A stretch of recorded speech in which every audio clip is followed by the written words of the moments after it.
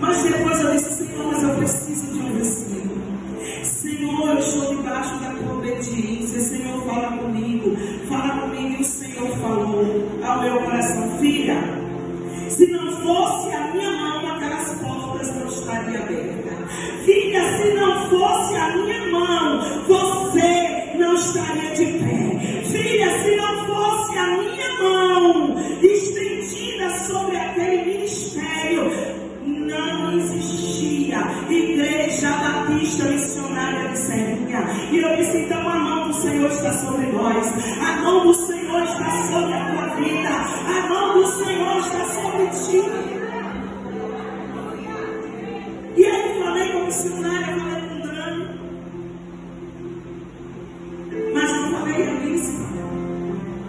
Eu não falei a bispa que tinha esse versículo e essa mão. Olha para você ver, quando você obedece a voz de Deus, o céu se abre. E eu não falei. E quando a pastora Eli chega aqui, ela fala que Deus tinha dado aquela palavra quando ela estava lá em Salvador, irmãos. A bispa não sabia, a bispa não falou nada para ela, que essa seria o versículo da nossa festa. Ela não sabia, mas Deus falou com ela lá. Ela já veio com a palavra missionária, toda preparada, sem saber que a mão do Senhor estava sobre nós. Ela não sabia. Então, quando a gente obedece, quando a gente ouve a voz de Deus, mas sabe qual é o problema, igreja? Que muitas vezes, como eu falei aqui, e isso está na minha mente e no meu coração,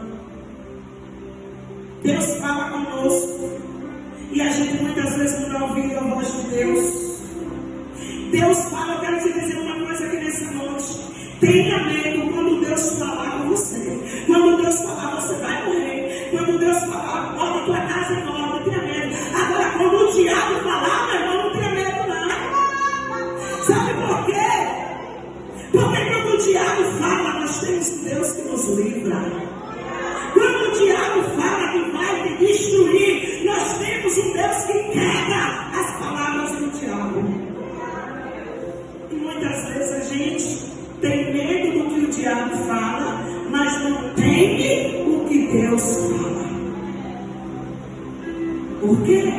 Porque nós temos uma natureza adâmica. Por quê? Porque nós temos ainda a natureza de Eva. Deus fala com Eva: não come do fruto, que certamente você vai morrer. Aí a serpente chega e fala: não, Eva, pode comer, que certamente você não vai morrer. O que Eva fez? Eva ouviu a voz de quem, irmãos? Eva ouviu a voz de quem? Da serpente. E nós, muitas vezes, ainda carregamos essa natureza. O diabo fala e nós cremos que o diabo fala, mas muitas vezes não cremos nas verdades de Deus. Leis. Deus